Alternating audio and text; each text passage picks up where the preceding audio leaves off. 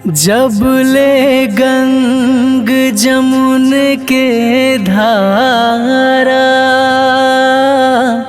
अचल रहे संबंध तुम्हारा। वर के सामने कन्या मांगे, सात वचन दुल्हनिया मांगे।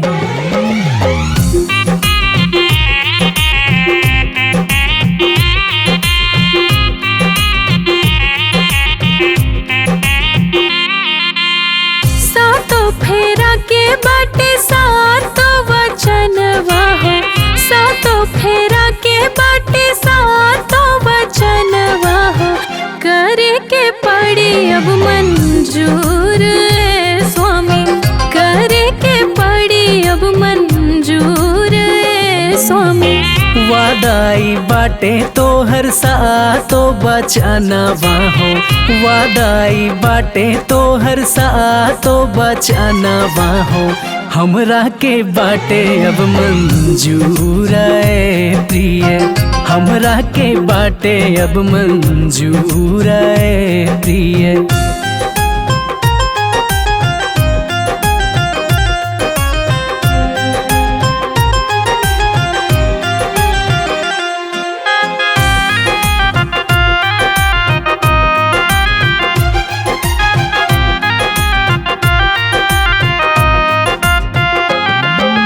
तीर्थ धाम यकत ही जैबा, हमरो के साथे लेके जैबा। हमरो है इरादा बाटे, साथ निभाइब वादा बाटे। दूसरा वचन माई बाप के मनबा, हमरो भी माई बाप के जनबा। नैहर हो चाहे ससुरारी, सगरो उठाइब जिम्मेदारी। बिजनेस या व्यापार जरा है, हमरो भी अधिकार तरहे।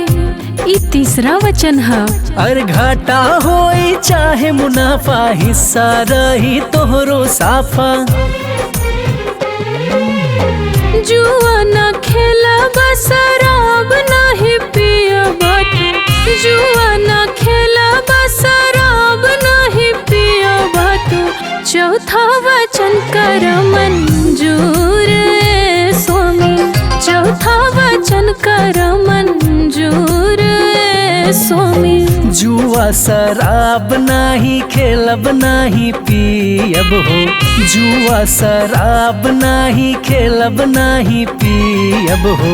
बतिया के मानब जरूर है प्रिय, बतिया के मानब जरूर है प्रिय।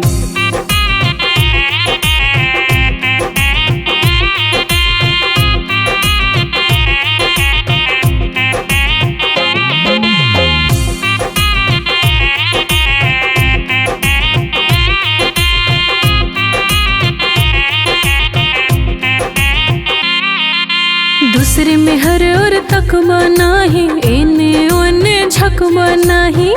ई पांचवा वचन है। पचवी वचन हम तोहरो मनबे, दूसरे में हर और न तकबे। छठवीं वचन कोई कारज करबा, हमरो राय जिया में धरबा। बिन पुछले कोई काम न करब, धर्म होई चाहे कवनो परब। सगरो उठैबो मोर जिम्मेदारी, सुख दुख में रहे हिस्सेदारी। ई सातवीं वचन है। तोहरा पे आँच न आवे देहब, तोहरो दुख अपने पे लेहब। हमरो भी पहला वचन रहब जे परदेसा बाता, हमरो भी पहला वचन रहब जे परदेसा बाता। करबू न सौख सिंगार प्रिय, करबू न सौख सिंगार प्रिय। जैसे तू कहबा हो वैसे ही रहब हम, जैसे तू कहबा हो वैसे ही रहब हम।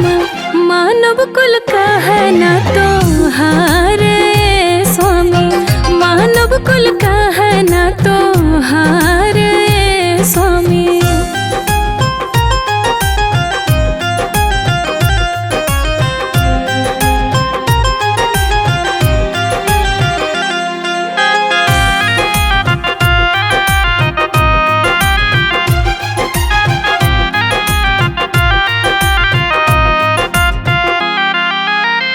पूरा व्यवस्था देखब सारी, घर के समरी हत जिम्मेदारी। ई हमार दूसरी वचन है।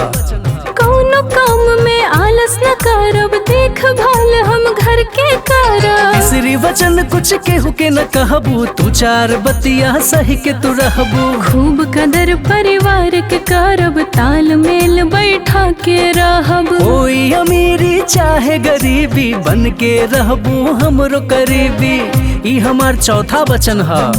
सुख दुख तोहरे साथ उठाएब, रूखा सूखा साथ में खाएब। वादा कर तू बिना पूछले ना नैहर जैबू। ई हमार पांचवा वचन है। वादा कर तू बिना पूछले ना नैहर जैबू।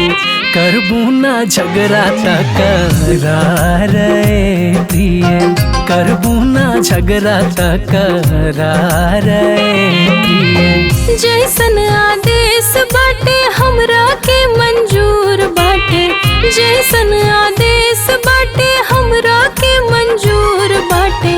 तू ही बड़ा सौख सिंगार